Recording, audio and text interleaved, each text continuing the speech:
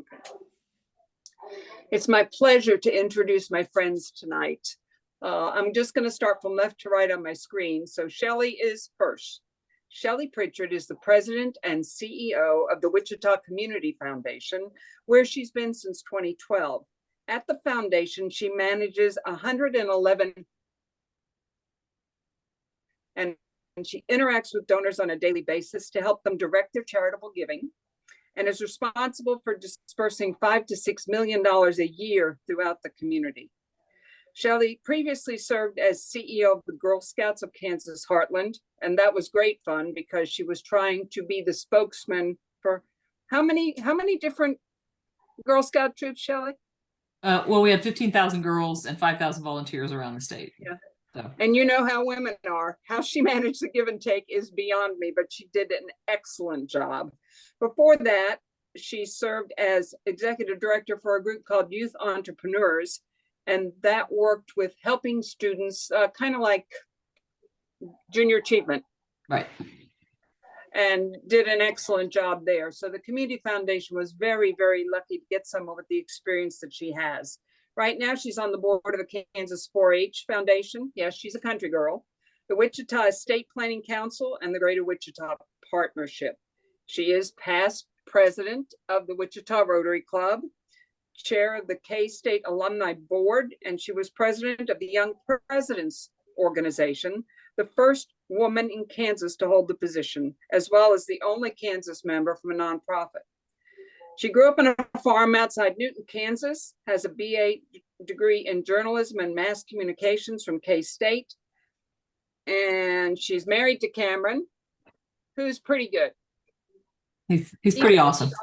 Better. He is pretty awesome, nice guy, and has 3 stepchildren. Shelly loves to cook. I'm jealous. She also posts pictures of her creations, and I'll never get to that point. She reads, she travels, she plays the cello, and you need to know she decided to do this on her own about 2 years ago, Shelly, 3 years? 3, yeah, 3. Just decided she wanted to play the cello, so she does. And she spends a lot of time with their rescue dog, who I just heard is on CBD to behave himself. Yeah. Please welcome Shelly. Thank you. Thank you. Right. Second on my list is DeAnn. DeAnn Sullivan has been a Rotarian for 24 years. She served the Rotary Club of West Wichita. We get along with her even if she's not in our club, in a lot of positions, including past president in 2007-2008. She's extremely active in international projects and enjoys hosting for Open World and Right, which you'll hear more about. I hope. Do you have time for that in your presentation tonight, DeAnn? That much? She got her Club Service Above Self Award in 2009. And since, for many years, DeAnn has been the head of a playground map project, which involves Rotarians going out and painting maps of the United States on playgrounds at elementary and middle schools. It's a fun project. The kids and the teachers love them. And DeAnn started it, and you've been running it all these years, haven't you? Good going. DeAnn is currently the Assistant District Governor for the Wichita area clubs. She completed a 33-year management career with AT&T and is trying to retire from her second part-time, she says, career, delivering leadership and project management seminars. In Wichita, DeAnn is a member and served on the board for the Wichita chapter of Project Management Institute and is alumna of Leadership Wichita. She has a married daughter, Andy, a son, Geri, who's a food scientist and working in Thailand right now, and he just got married, so she'll be going back and forth. But the best part is she's finally, as she puts it, a grandmother to Isla and Ivy, isn't it? Okay, yes. Got it right. Yes. Please welcome DeAnn. Thank you. And last but far from least, Geri Appel's been a Rotarian for 32 years. I barely beat her.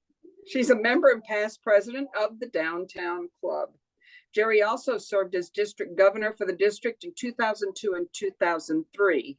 She's on the District 5680 Executive Committee and has trained and spoken at many Rotary events. She served as RI trainer for district governors-elect.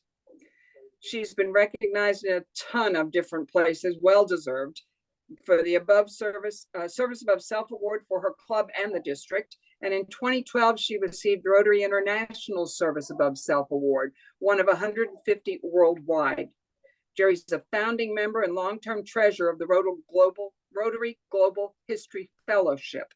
She was born and raised in far western Kansas, where her parents still live. She enjoys reading and traveling, often with Rotary and the rest of the time with DeAnn, to conferences and conventions worldwide, or maybe climbing mountains. You just never know where they're going to be. She's a past bank officer and is now retired and spends her time doing Rotary. She's always spent her time doing Rotary.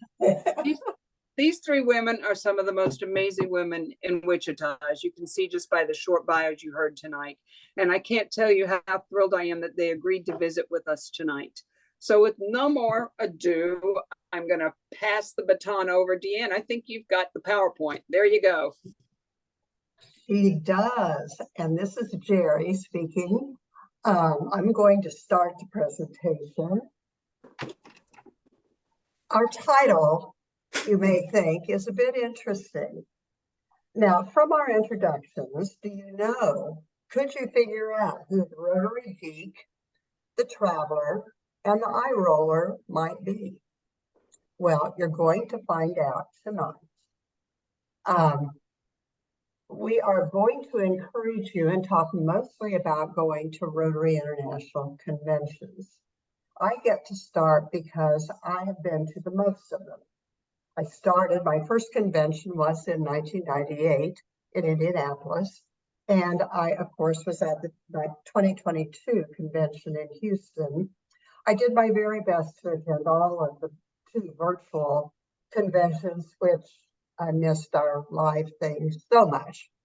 But at any rate, it's become part of my lifestyle, and that every year I plan to go to the Rotary International Convention, if at all possible. I've got great international friends as a result, and there's just too much fun in Rotary to stay home and miss an international convention. Next.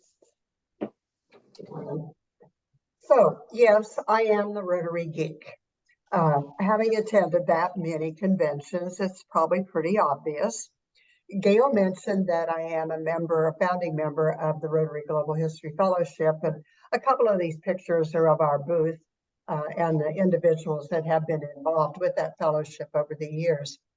I do want to mention, though, there are all kinds of Rotary fellowships, and one that your group might be particularly interested in is the Rotary Travel and Hosting Fellowship, where you could travel anywhere in the world. And if you're a member of this organization, or this fellowship, you can stay with other Rotarians. So go to Rotary.org, look up fellowships, and find the Rotary Hosting Fellowship if you want more information. I love the conventions for many reasons, not just because it's all about Rotary, but we have other little mini conventions going on. And at one, we had the Gnome Convention, and there were gnomes all over the place, but also a little gnome convention. So I put a picture of my friend in there, not me, because I didn't like my picture as well as I liked hers. I have a great friend in India who I haven't seen now for a few years, but every single year we would go have a cup of coffee or maybe a beer and catch up with each other. Next slide, please. There's so much to do at a convention. We have amazing entertainment, which Shelly will talk a little more about. Great parties and get-togethers. And a couple or 3 years ago, we had a woman as our convention master of ceremonies. It was the first time we'd ever had a woman master of ceremonies, and she did absolutely great. I think, was that in Toronto, girls? Yes. Yes. So what's my next slide, DeAnn? I don't have the luxury. I'm up next. I'm turning it over to DeAnn and let her expand on our travels. Thank you, Geri. So no, I have not been to 19 conventions like Geri has. I say I've attended 3 because I've physically been to 3. I did sit in on a couple of them that were virtual during COVID, but I had I had traveled with Geri and was always kind of jealous of her international travels after she talked about all these countries she had been to. And I do want to see the world. That's kind of one of my goals. So she and I had been to Italy and we had been to Russia together through exchange program. Russia was an exchange program where we had hosted people in Wichita that invited us to come see their country. So nothing like having a local friend to show you around in a country like Russia. And I had traveled to Mexico and to Peru with a woman I had hosted that was a teacher. So that's Gabby on the left, under the heart. And Gabby and I became friends when I hosted her on an exchange program. She's an English teacher from Argentina. So it was pretty cool to be in Peru with an English teacher friend that was interpreting for me. So when she said she joined Rotary after we had hosted her, and she said she wanted to attend the convention in Atlanta. And I had never been to one. Atlanta seemed close enough. And it turned out it was a milestone birthday for me. So that was an easy choice for me. So Gabby and I met up in Atlanta, and of course, Geri was there. And so were a number of other local Rotarians from Wichita. If you look at the bottom right picture, Carrie, you'll recognize several people there. Fred and Joyce Heismeyer on the left. And then I have a cousin, I have a sister-in-law and her daughters and a niece that were all local women there. And the theme had a lot to do with trafficking. And so on my milestone birthday was a candlelight vigil with thousands of people there to talk about that very serious issue that we're still talking about today. So I was excited to be in Atlanta. And so that was my first trip. My second one was to Toronto. Before we left Atlanta, Gabby said, let's go to Toronto. So we did, we signed up. And I have a really good friend from Mexico that Liz, and she wanted to come visit, and she knew Gabby because when Gabby visited me here, she got to know her. So we went to Toronto. And while I was there, I also reconnected with a woman that I had met in India. I actually did a Rotary program to go to India and do drops for polio and to children. I actually held a 6-day-old baby while she got drops from the nurse. So Janice was my partner in India. She and I literally went house to house in the slums of Delhi with the nurses to go administer polio drops. So I reconnected with Janice, and I reconnected with a number of other friends from India, as well as my friend from Mexico. She came and we went to Niagara Falls ahead of time. One of the things that amazed me while we were there, we happened to be there during the Gay Pride Parade.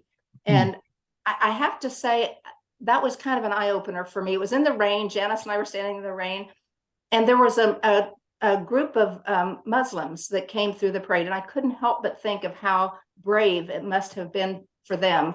They had to be in order to actually do that, march in a parade like that. And then Geri and I, before I went to India, I met this young man, Adar, who was an engineering student at Wichita State University. And he had traveled or took his first job in Hamburg. So when we found out the next convention was Munich, Geri and I decided we needed to go to Munich before we went to Hamburg. So we did. We were going to spend 3 days, and then we're going to go back to St. Petersburg and visit the people we had met through Open World, a different group of Russians, a young women's group that were STEM leaders, women leaders for STEM. And as it turned out, our visas expired, so we did not get to go to St. Petersburg after all. So we stayed instead in Munich for a full week and had a fabulous tour guide with Adhar. And since then, Geri and I have been to India. In fact, just last November, we went to his wedding, and we are now looking forward to him moving to California soon. So that was pretty exciting. Taipei, I was so excited. I've hosted 2 different people from Taipei. Ruby, I just adored, and Amy was a youth exchange student here. Unfortunately, Taipei had to go virtual. So that kind of broke my heart. Houston, I didn't plan to go to because my primary reason to go to these is to go somewhere in the world I haven't seen. This year was Melbourne, and that was my plan, was to go to Melbourne. even though I've been there. And since I have been there, when the wedding opportunity in India came up, I chose to spend my money there instead. So we spent Christmas in India, and my son lives in Thailand. So we just moved on over to Thailand and spent New Year's Eve in Thailand. Absolutely. I cannot wait to sign up for Singapore. Haven't been there yet. Shelly, you're up.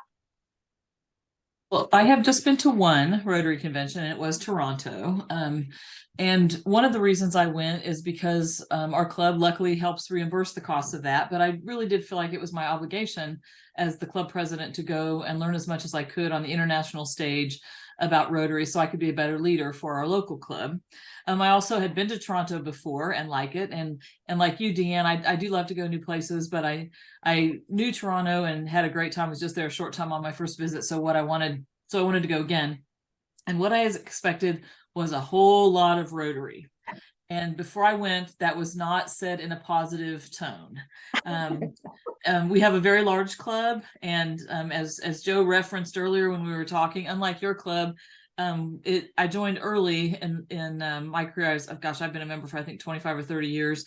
And then the membership was a lot of old white guys and their dads. It's absolutely changed now. We have youngsters who are having babies and many people who aren't the same color as me. So it's been much, much, much better. But I kind of went out of obligation and because I like the location. So for my next slide, what I experienced was completely different. The man there in the picture with me is a former boss from 15 or 20 years ago. I had no idea he would be there. It was one of those scenes from a movie. We saw each other across the registration thing, screamed each other's names, ran over, hugged him, hugged his wife. It was pretty obnoxious, I'm sure, if you weren't a part of that. It was an amazing place.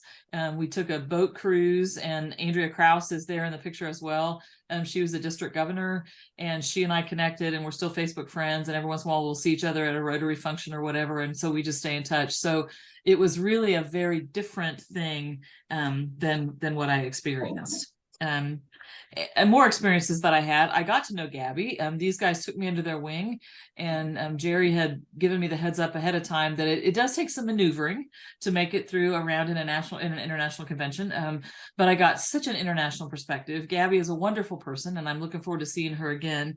And the insider knowledge of Rotary, it was so fascinating because Rotary in other countries that we would maybe define as third world countries are growing so rapidly. So many civic organizations in the United States are declining because it's just not something people younger than me necessarily participate in for a lot of reasons. But countries that are moving into second or first tier countries have disposable income now. They have the kind of time that they're able to join civic clubs, and they are excited to be in Rotary and want to meet with you. I have very limited ability to speak a little bit of French, and I sat next to a man from Côte d'Ivoire, an African country, at the very first, and through sign language and some limited French and his limited English, we had just a lovely conversation. So it really gave me a very wonderful, broad perspective about what all is available.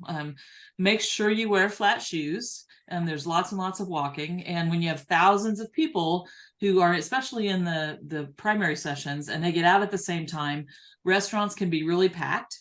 And I think it was Geri, somebody warned me, like, I've had my backpack full of protein bars and granola and apples and things because I didn't want to miss any of the sessions by standing in line at some convention center to get cold French fries and a soggy hot dog or whatever. So and then I would wait and either have really good breakfast or a nice dinner or whatever. But if you do it right, you will be exhausted in the most very popular of ways. So Geri mentioned earlier, we do have international speakers. This is Justin Trudeau, the Prime Minister of Canada.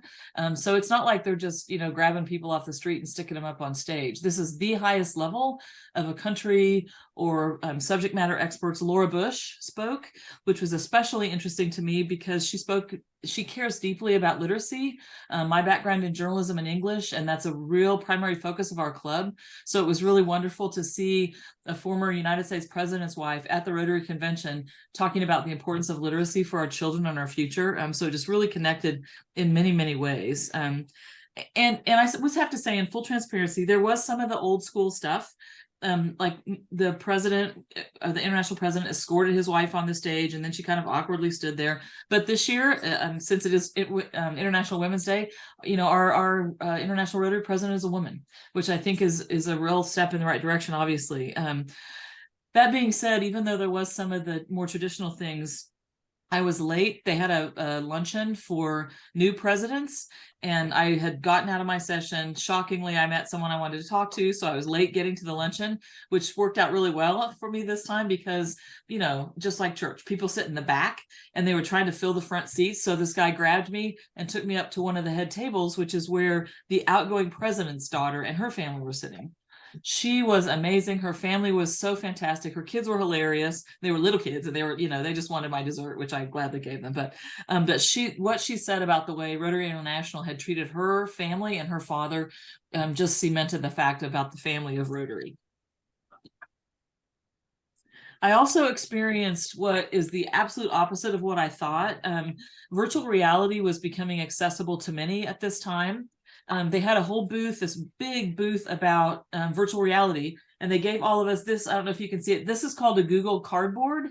It is a virtual reality. They're virtual reality glasses. You put your cell phone in here, and then you can watch VR videos, and it's crazy. It's like when I was watching, I kept reaching out, trying to touch the people that were in the video. And they had produced a Rotary VR video about the polio vaccinations. And it was just a beautiful story about the impact that our organization is making on people around the world. So really cool, just cutting edge stuff that Rotary is taking part of. So let's see, I think that's all on that one. This is our district governor-elect, Kurt Harper. I see Kurt out walking his dog on the mornings I get up. I was shocked. Larry Dimmitt was a Rotary International director. I can't remember the exact reason, but for some reason, people were doing the conga line after that luncheon that I was late to. And I had met him earlier, and he came, and we were dancing, and it was just, no matter what their title, they're Rotarians. And so they're part of the Rotary family. And that was really impressive and made me, really feel like a part of the organization. So, okay. And so don't be offended, but I went to Mass. I went to church while I was there, and I typically don't take pictures during church. However, I thought it was so cool that even the gentleman who took the gifts to the front of the church during Mass had on their Rotary shirts. So literally the town of Toronto, you could not turn around without seeing Rotarians everywhere, which was just really, really fun. It was great to see everybody there. Okay. So we would encourage you to register now for Melbourne if you want to go or can go. You've got, I think, until March 31 to register at the one of the lower fees. Rotary has a whole room block. They help you, or if you can register for the convention and the hotel all online.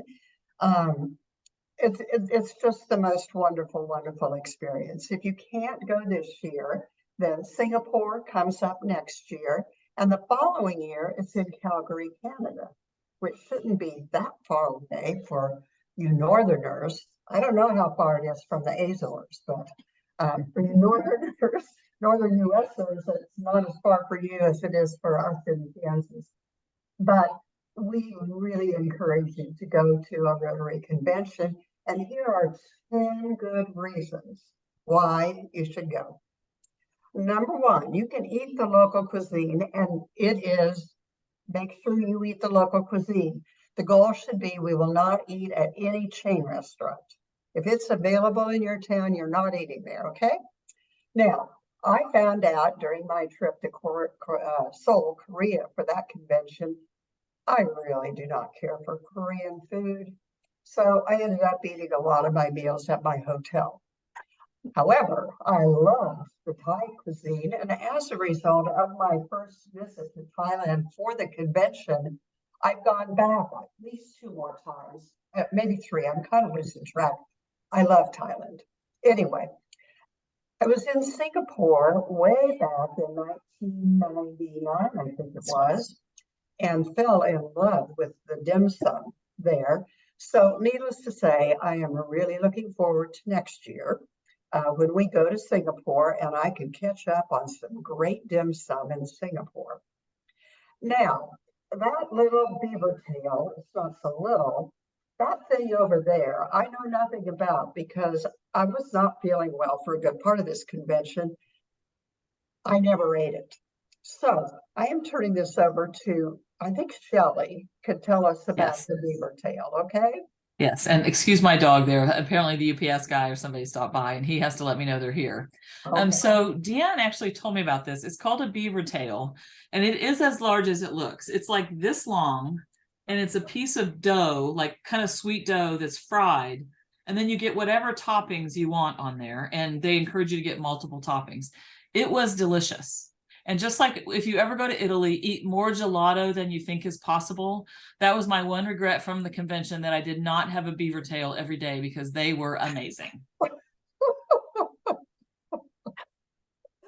Next slide, please. And shareable, I should say, and shareable. Shareable, yeah. And I was happy to share that with her. That's right. That's right. And I mentioned earlier Barbara Bush and the Prime Minister of Canada. There were really fabulous speakers. We used this slide because we love this guy's quote. But you know, we're talking about world-changing issues here, and yes, it's so much fun, but it's also really plays to the mission of Rotary, that, you know, we're saving people's lives, we're helping people read, we're doing all the amazing projects that clubs around the world do. So it's a wonderful time to connect, hear those speakers who are at the highest level, and then you can have those conversations with other people from around the world who are working in the same issues that you and your club might be. And as I mentioned earlier, you can meet up with people you know. Now, Geri meets up with a lot of people every year. When I go with her, she drags me around and I get to meet lots of new people. But this particular time, I also got to meet up with my friends. Not only do I have Gabby in this picture, I have 4 of the people who were in India with me for National Immunization Days. So that was really fun for me to meet back up with them. I never thought I would see them again, and I loved it. You get to see a new part of the world. I had never been to Toronto. What a beautiful, beautiful city. And I could spend another week there. There really is a lot to do up there. Of course, Thailand, you know, I love Thailand.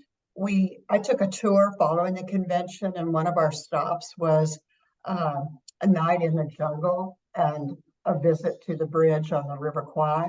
There was a movie made about the bridge to River Kwai. So that was really fun. After the Sydney convention, with 2 other Rotary friends, one from Idaho and one from Arizona, we went over to New Zealand for 2 weeks and drove both islands from top to bottom, stopping along the way to visit friends that I knew, and got to go and actually see the emus, or a pretty good sized emu in that picture. And in Thailand, of course, the shopping, the food, and the market in Chiang Mai. That was also part of our tour. You just see things you'll never see unless you go to a Rotary convention, because many of those places you wouldn't just choose out of a list of things, of places to go. Next slide. Shelly. You're muted. You're muted. Yes, I'm trying to make sure the dog behaves. And again, obviously, I was surprised by the international scope of Rotary. They have a march of the flags of the countries that are represented, which was an amazing visual representation to see really how global and large our organization is. It was really quite moving to see people march in with that, and it was a lot of pomp and circumstance, as it well deserved. And I know this is the next slide you'll see, but this is my Rotary scarf that had that year's logo on it, which I think is absolutely beautiful. I wear it all the time. And then I have a Rotary necklace. It's 4 Rotary wheels stacked on top of each other. It doesn't look like even it's a Rotary thing until you get up close. Mm-hmm. And I wore it today to work and had 2 compliments on it. They didn't know it had anything to do with Rotary, so it gave me a chance to do that. But there's more swag than you could ever possibly get home in your suitcase there. Right. And that kind of leads into this. There's lots of cool Rotary stuff, lots of different booths. One of the things I've done is collected a Rotary theme pin for every year I've been in Rotary, and I was missing some. So I was able to pick up some older theme pins at the Rotary Convention and complete my collection. Geri and I also found some very cool jackets. I think we have matching jackets that were on sale from Russell Hampton, but there's lots of other booths as well, tons of stuff to shop with, as well as shopping for things that aren't Rotary items. There's plenty of ways to spend your money if you're interested. Yeah. One of the things I bought from one of the booths, I have 3 nieces who are very interested in women's issues. And there was a booth that was selling jewelry that was made from women who had received microloans in certain African countries. And it was, it was learning them helping them learn how to be businesswomen and everything. It was fantastic. So I bought each of my nieces a necklace for Christmas. And then it had a card explaining it. And I know they really treasure those. And it was a wonderful special gift I was able to get and meet the women who made them, which was really cool. Another reason is the House of Friendship. Now, it is in the House of Friendship where most of these booths, vendor booths and Rotary booths, are located. You see the most beautiful clothing because it is a big deal for those countries Shelly was talking about earlier to be in Rotary, and coming to the International Convention gives them the opportunity to really show off their beautiful, beautiful clothing and headdresses and their culture with us. If you could just sit in the House of Friendship, lots of couches, comfy places to sit, and just watch people if you wanted to. Of course, we are family, and it is in the House of Friendship. If you want to meet somebody there, I'll meet you at the House of Friendship at so-and-so, the landmark. There's always a big landmark or 2 or 3. And that's where you meet up. It's a fabulous, fabulous place to spend your time between sessions and spend some money too, as we just talked about. And you can even just get a pass, like a day pass to go to the House of Friendship. I think that's so cool. So if you take other family members or people who, for whatever reason, aren't interested in going, it's worth it to pay the $30 or whatever to go into the House of Friendship because it's just really, really cool. Yeah. And in that same location and throughout the conference, you learn about what other clubs are doing. And again, that really opened my eyes to, human trafficking, which our club is now doing some work on, and just the really broad scope and humanitarian efforts that many clubs and then organizations that DeAnn and Geri have talked about are having real inroads in making a difference in these causes. And yes, you've seen this slide before, but you do make lifelong friends. And I can tell you, once you've shared a beaver tail with somebody, you're friends for life, right? It is a lot of fun. The convention's fun. The people are fun. It is serious work that we do, but it is so much fun. And look, I learned how to spin a basketball. Yeah, no, I didn't do that. He spun the basketball and let me hold the pencil that it was on, but that was fun. And Gabby and I had a ton of fun. So what we're hoping is, since we know that there are thousands and thousands of people that show up, that you will choose to be one of the thousands next time. And that's our program. Wonderful. Oh my goodness, the energy is palatable. Thank you so very much. Oh dear. I would love to open it up for any questions. We have a few minutes. We could have added so much. You have no idea what we so I cannot imagine. That's true. It must be a lot. Who has a question for either Geri, DeAnn, or Shelly? Okay, Geri, you probably can be the one to answer this. When I was looking at the number of international sites that you've been to, have we never done one in Africa? Not yet. Okay. Not that I'm aware of. I can't imagine, given the unrest in so much of Africa, who knows when it'll happen. I would expect at some point we'll have one either in Cairo or Istanbul.